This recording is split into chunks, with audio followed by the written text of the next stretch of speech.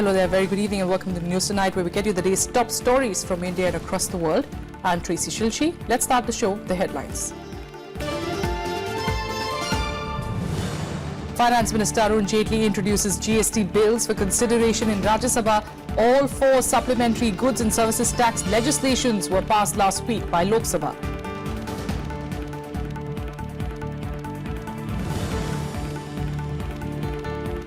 External Affairs Minister Sushma Swaraj expresses pain over statements calling attacks on African nationals xenophobic and racial, says probe in the matter is underway.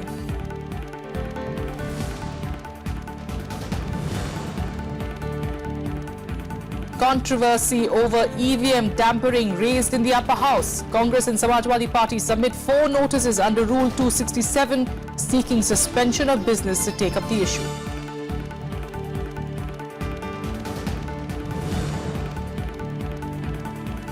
Finance Minister Arun Jaitley tables notification in the upper house to allow duty-free import of sugar. Government hopes the step will boost domestic supplies and arrest the price rise amid fall in output.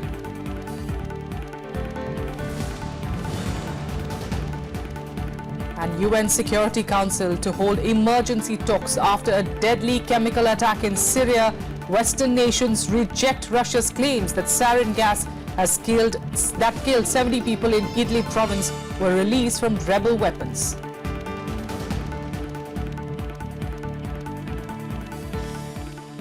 Let's start with Parliament proceedings, and Sushma Swaraj has expressed deep pain and surprise at the recent statements by African envoys calling the attacks on their nationals in India as xenophobic and racial. Speaking in Lok Sabha on the issue, the External Affairs Minister said that a probe in the matter is underway, but it is unfair to call the attacks racist in nature before the investigations concluded. Making a statement in the Lok Sabha on the recent attack on African nationals in Greater Noida, External Affairs Minister Sushma Swaraj said it is not right to call the incident a racial attack until investigations in the matter conclude. Swaraj said that the government is committed to ensure the safety of all foreigners in the country. She also termed the recent statements made by African missions as unfortunate, painful and surprising. इस case में 6 लोग गिरफ्तार हो गए, जांच चल रही है।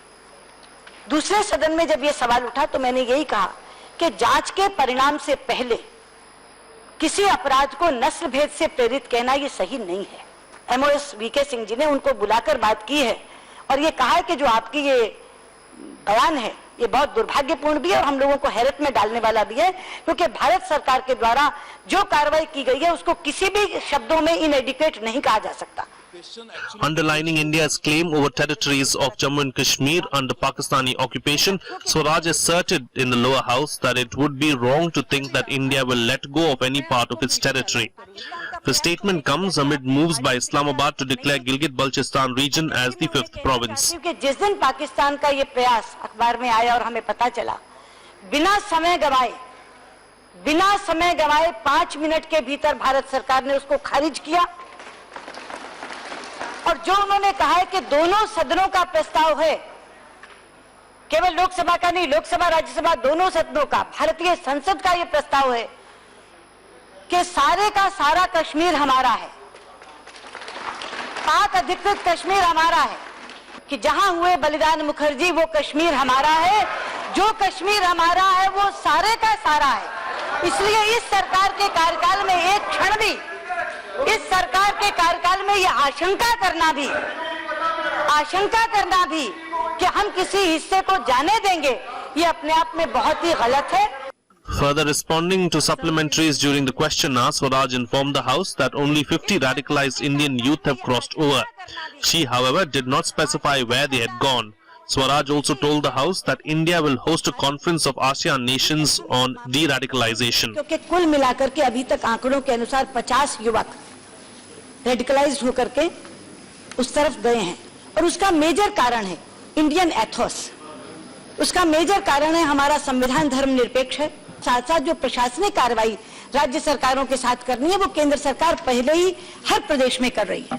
In another response, Swaraj said Indian diplomats posted in conflict zones abroad are being provided additional security depending on the assessment of the local security situation.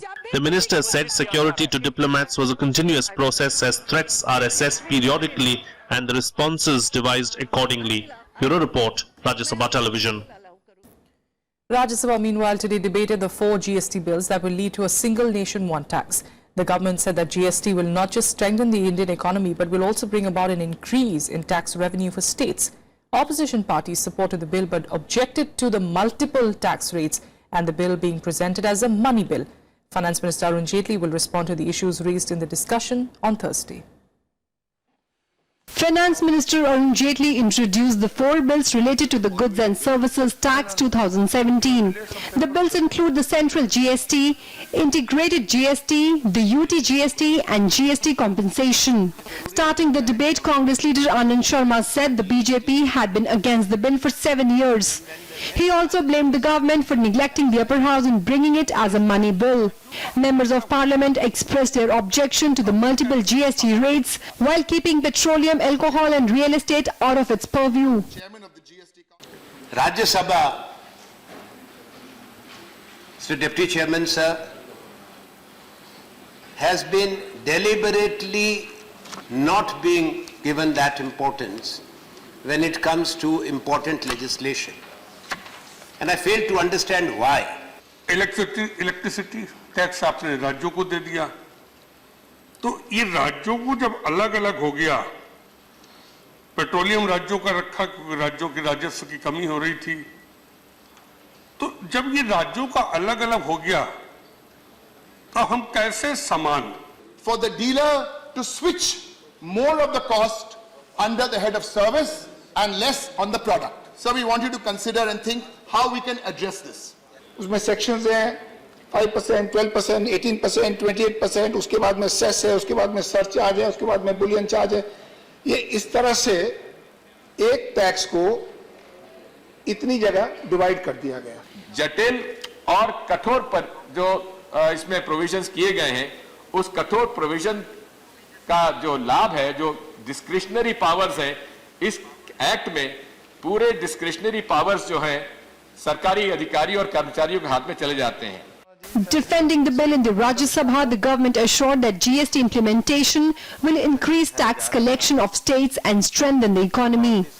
BJP said the states have been given sufficient rights. देश के व्यापार के, गरीबी उन्मूलन के, ease of doing business के, रोजगार के अवसरों के कारण हम लंबे समय के लिए अपने जीडीपी में बढ़ोतरी की ओर भी इस जीएसटी कानून के द्वारा जाएंगे. On March 29th, Lok Sabha passed 4 key GST bills, rejecting amendments moved by the opposition. After the GST is implemented, tax will be levied as per 5 broad slabs of 5, 12, 18 and 28% on various goods and services. The government says the final GST rates will be decided in consultation with the GST Council. Panchanan Mishra's report for Rajya Sabha TV. And opposition parties on Wednesday alleged in Rajya Sabha that the electronic voting machines have been tampered with to favour the BJP in the elections.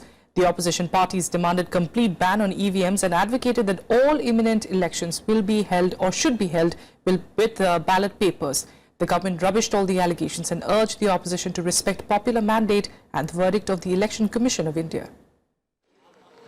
The anti-EVM chorus grew louder in the upper house on Wednesday.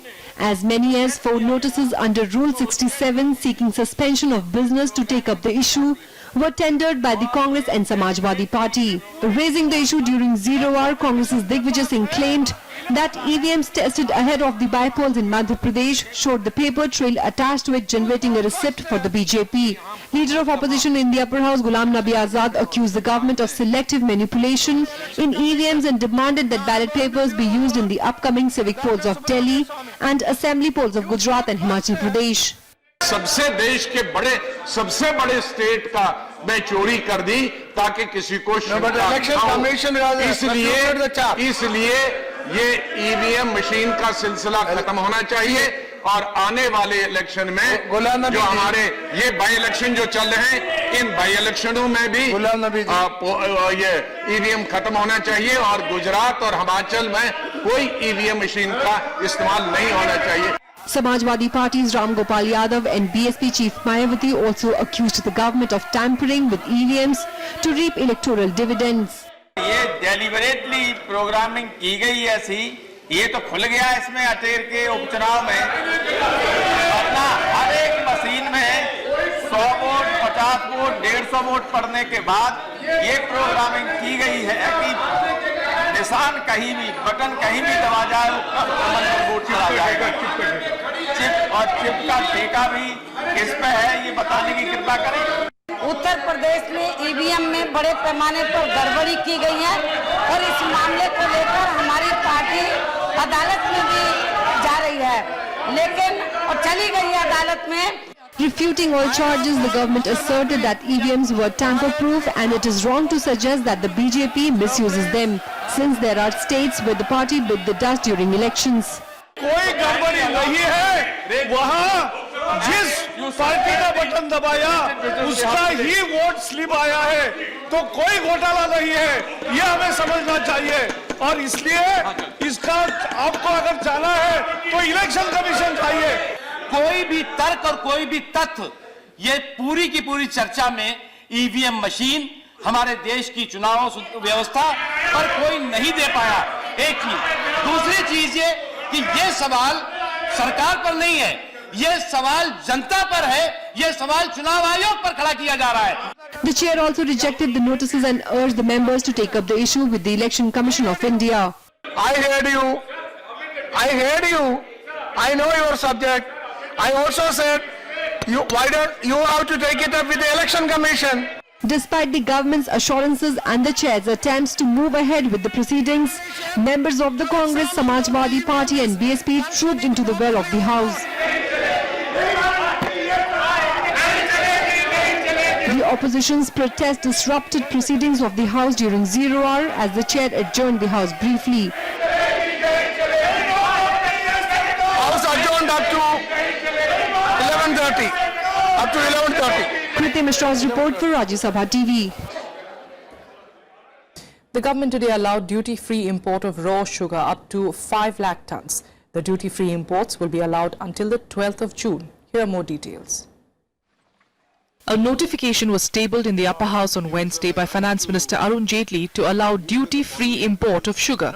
India levies 40% import tax on sugar, but the government said that the step is being taken to increase domestic supplies and arrest price rise amid fall in output.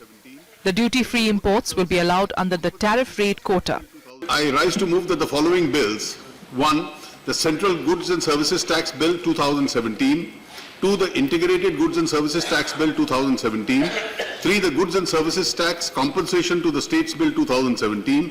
And 4. That the Union Territory Goods and Services Tax Bill 2017 as passed by the Lok Sabha be taken into consideration. India is the world's biggest sugar consumer and consumes around 25 million tons of the commodity every year. It is also the world's second business sugar producer. However, sugar output in the 2016-17 marketing year is likely to fall to 22.5 million tons from 25.1 million tons a year earlier due to drought. Kriti Mishra's report for Rajya Sabha TV. On to other news. In India said that China is creating unnecessarily hyping up the visit of Dalai Lama to Arunachal Pradesh. The Dalai Lama is on a religious trip to the state. The response of the Ministry of External Affairs has come after China threatened to take action to safeguard its sovereignty over Arunachal Pradesh. Dalai Lama too refuted China's charges in India. Inclement weather prompted the Dalai Lama to go by road to Tawang during his visit to Arunachal Pradesh.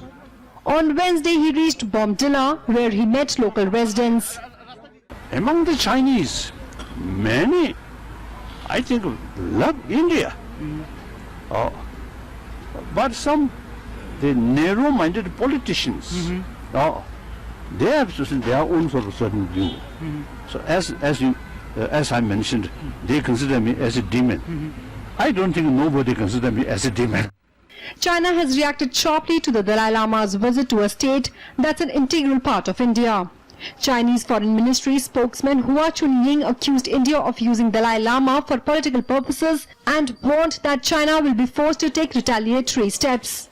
The accusation was readily refuted by Dalai Lama, who said India had never used him as political tool. 印方不顾中方的关切执意安排达赖到中印边界东段争议地区活动，严重伤害中方利益和中印关系。中方对此坚决反对，并将向印方提出严正的交涉。You see, for material development, remain within the People's Republic of China. It's our interest. And then not separate. So the Chinese government also feel okay. Should feel okay. So that's mutual benefit, mutually. Like that. And then same time, the Chinese government must give us meaningful self-rule, autonomy, and must take care, full care about environment. Dalai Lama has visited Arunachal Pradesh more than half a dozen times. External Affairs Ministry said China was creating an artificial controversy to complicate relations. China's extreme reaction comes at a time when it is making inroads into Pakistan-occupied Kashmir, that is a part of India. The External Affairs Ministry is looking at the situation as a ploy to dilute its own actions in POK. Akhilesh Suman's report for Rajya Sabha TV. CRPF Commandant Chetan Kumar Cheetha, who sustained multiple gunshot wounds during a battle with militants, was discharged today. At least 3 soldiers and a militant were killed in the encounter in Hajan area of Bandipora district that took place on the 14th of February when Chetan Kumar Cheetha got injured. The 42-year-old was hospitalized at the All India Institute of Medical Sciences for over a month. He sustained severe head, jaw and eye injuries and fractured his hands during the encounter. Cheetha slipped into coma soon after the initial treatment. Doctors performed multiple brain surgeries to revive him. However, they say that Cheetha will not be cognitively normal and will be dependent on his family after the discharge. He, of course, thanked all the doctors at AIIMS for their extraordinary work in bringing the CRPF hero back to life and also spoke to journalists after coming out from hospital. Minister of State for Home Affairs Kiran Rijiju said that Cheetha's battle with life will boost the morale of other officers. All right, talking about the weather now, in Delhi breathed a sigh of relief as overnight rain brought down temperatures in the city on Wednesday. Delhi witnessed cloudy and sunny patches with light rainfall in some parts that brought respite to the people after a few days of intense heat. The weather department has forecast likelihood of rain, dust storm and thunderstorm due to an active western disturbance across the Delhi and NCR region on Wednesday. Most parts of the country, however, witnessed heatwave conditions despite snowfall in hilly regions of Jammu and Kashmir and scattered rainfall across northwest India. The country's highest temperature of 43.2 degrees Celsius was recorded in Madhya Pradesh's Khajuraho. Meanwhile, the Met Department in Uttarakhand has issued a heavy rain alert for the hilly districts over the next 48 hours. And avalanche warnings have also been issued for the next 24 hours for the slopes of Kupwara, Bandipora and Kargil in Jammu and Kashmir and Lahaul and Spiti in Himachal Pradesh. And now let's take you through what else is making news across the country and nationwide. 5 people were killed and 22 injured as a bus collided head-on with a tractor in Odisha. The impact of the collision was so powerful that the bus overturned. An investigation is underway to ascertain the cause of the accident. Meanwhile, Odisha Chief Minister Naveen Patnaik has expressed grief over the accident and announced compensation of 2 lakh rupees to families of the deceased.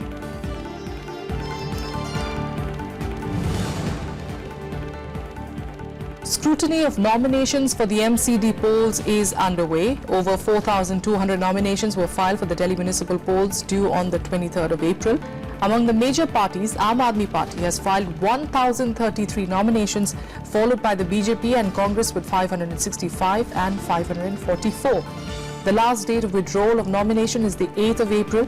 Counting will take place on the 26th of April.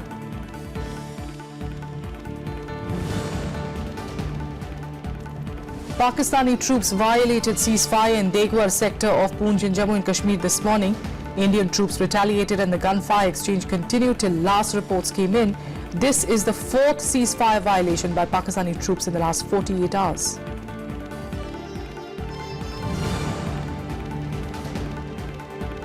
The Supreme Court today referred a plea accusing WhatsApp and Facebook of privacy violation to a 5-judge constitution bench. The apex court was hearing the petition filed against the change in WhatsApp privacy policy, seeking to share information of users with Facebook.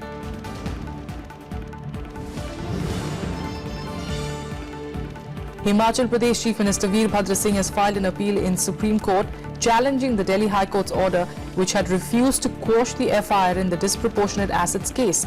The Delhi High Court on Friday had said that there is no basis to claim that the FIR is the result of any political vendetta.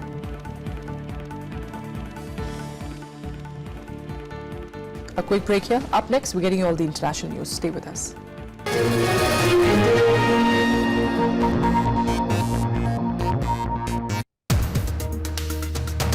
Uninterrupted power supply still remains a far cry. The central government is only a policy-making body. It's the states which have to invest in their power infrastructure. What about the hydropower? We see that is untapped as compared to wind and solar. Unless you resolve the past legacy, no new investor is going to come in and put good money. Yogi Adityanath, his anointment is leading to some kind of a social isolation, especially the Muslims. A lot of Muslim women are very happy that there will be peace and security on the streets. Watch to the point with Minister of State for Coal, Power, New and Renewable Energy, Piyush Goyal, only on Rajya Sabha television.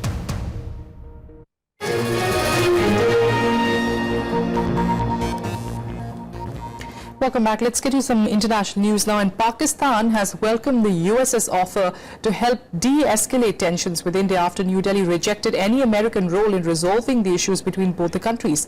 Pakistan has said that any positive role America plays to bring peace and stability in South Asia can serve the region well.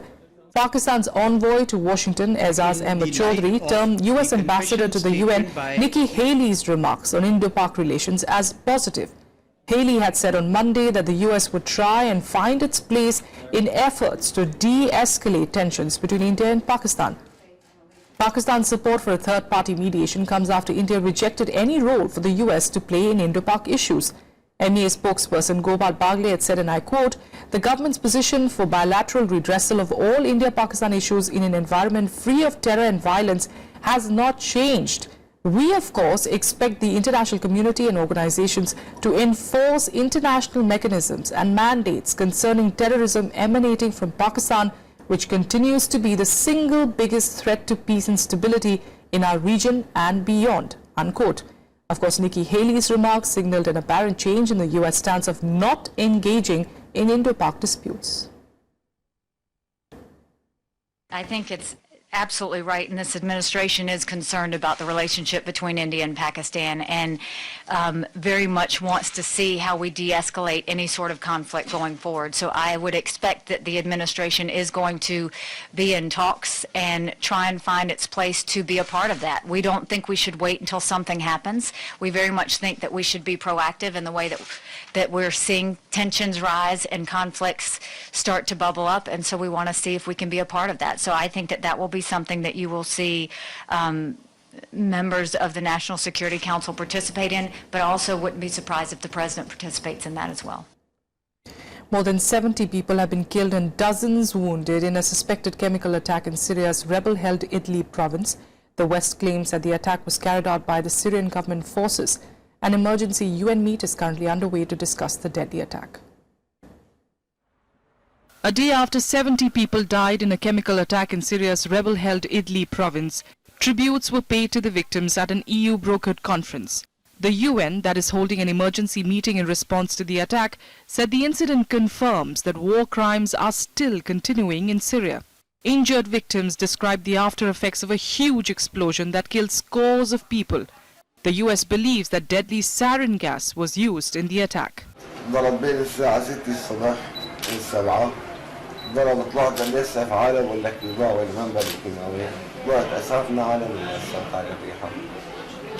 كيف عرفت الكيميائي؟ شو يعني صار لنا حالة نفسية The West has rejected Russian claims that the chemicals were released from rebel weapons. The Russian Defense Ministry claimed that a Syrian plane struck a rebel depot producing mines filled with a poisonous substance for use in Iraq. Britain and others, however, claimed that Syrian planes dropped the chemical weapons. We condemn the use of chemical weapons in all circumstances. If proven, this will be further evidence of the barbarism of the Syrian regime. Now, the UK has led international efforts to call to account the Syrian regime and Daesh for the use of chemical weapons, and I would urge the Organisation for the Prohibition of Chemical Weapons to investigate this incident as soon as possible. I'm very clear that there can be no future for Assad in a stable Syria which is representative of all the Syrian people, and I call on all of the parties involved to ensure that we have a transition away from Assad. We cannot allow this suffering to continue. When I saw the images of babies suffocating from a chemical attack in Syria, I was shocked and outraged. There's no excuse whatsoever for the deliberate attack on civilians and on children, especially with cruel and outlawed chemical weapons. I call on the international community to fulfill its obligation from 2013 to fully and finally remove these horrible weapons from Syria. Pope Francis also prayed for the victims and called it an unacceptable massacre of innocent civilians. Inaccettabile strage avvenuta ieri nella provincia dell'Idlib, dove sono state uccise decine di persone inermi. Tuesday's attack struck Khan Sheikhoun, where thousands of refugees are staying. Idlib is one of the last bastions of rebel control in Syria, and it has borne the brunt of numerous aerial strikes, despite a supposed ceasefire brokered this year by Russia and Turkey. Bureau Report, Rajya Sabha TV. And here are more international news updates in Global Buzz. At least 31 people were killed in suicide attacks in northern Baghdad. According to an Iraqi official, 5 suicide bombers were involved. 3 of them were killed by the police while 2 blew themselves up. No group has claimed responsibility so far, but the authorities suspect Islamic State militants. A suicide bomber killed at least 6 people and wounded 18 when he blew himself up near an army vehicle in Lahore in Pakistan today. The blast hit a vehicle taking part in the country's census research. The suicide bomber was riding a motorcycle when he detonated the device. North Korea fired a ballistic missile today from its east coast into the sea off the peninsula. This comes a day before a summit meeting between US President Donald Trump and Chinese President Xi Jinping. The two leaders will talk about adding pressure on North Korea to drop its nuclear arms development projects.